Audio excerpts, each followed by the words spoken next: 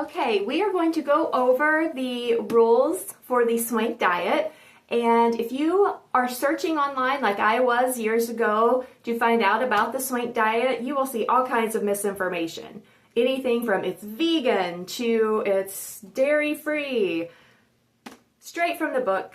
Let's find out. The Multiple Sclerosis Diet Book, a low-fat diet for the treatment of MS by Dr. Roy Swank and Barbara Brewer Dugan.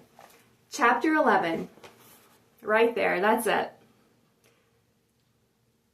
These are the rules for the Swank diet, and then as it goes on, he kind of breaks things down into more detail. But let's do the basis. And just so you know, in this book, this part here is the science and the research behind it. All of this is about the diet.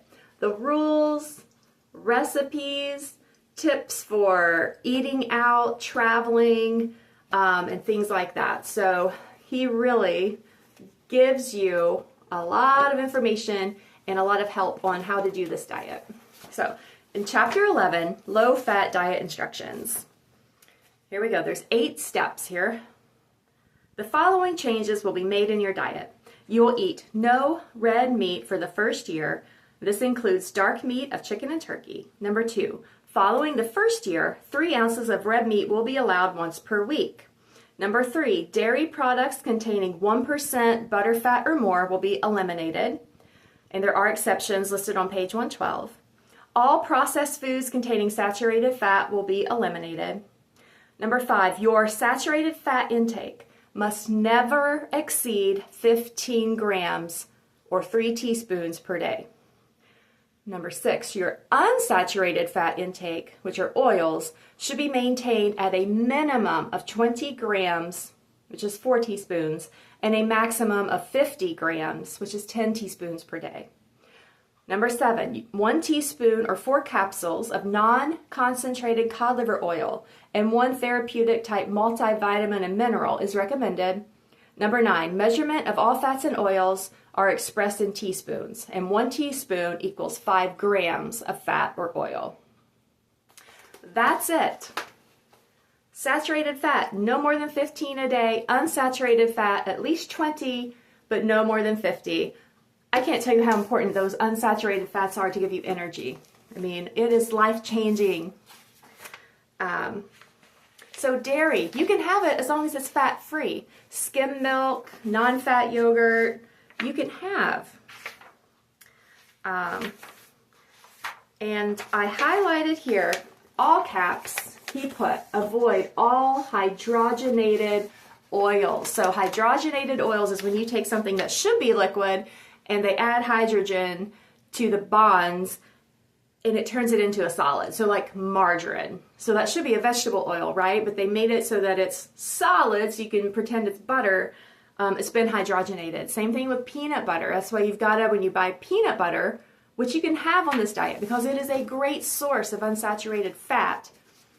But when you look at most commercial brands of peanut butter, it'll say in the ingredients hydrogenated oils. So they've made it solid so you can spread it, and when you buy natural peanut butter, yeah, it's got the oil on top and you got to mix it and it's a little liquidy.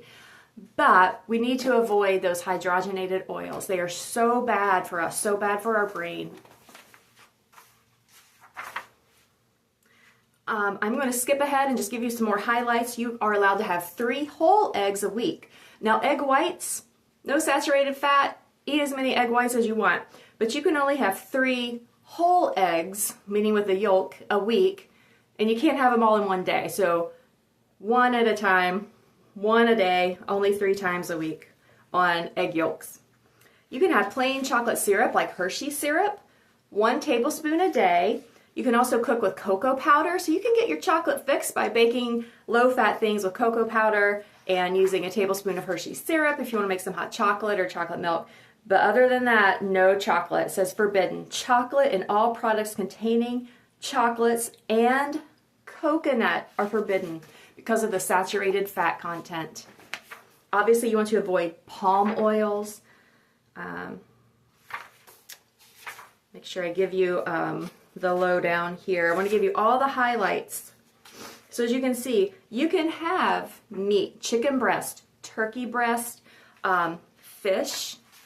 You know, there are white fish types that you can have. Some of the fattier fishes, like salmon, you know, you just have to count your saturated fat content and make sure you're not overeating it and getting too much fat.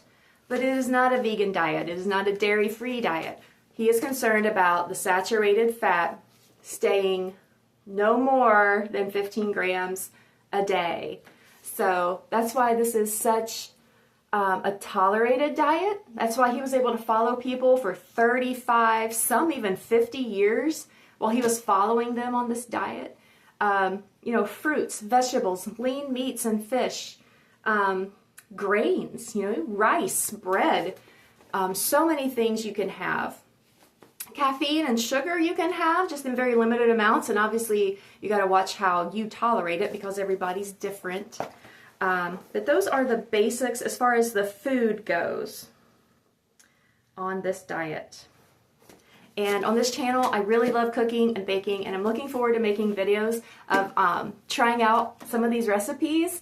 The ones I have made have been really good, really wonderful. So that is the Swank diet in a nutshell. And there's actually two more components. There's the food component, and then there's stress reduction and rest every day. Try to find at some point in the day a time where you can just lay down, tune out the world, give your nervous system a break, basically.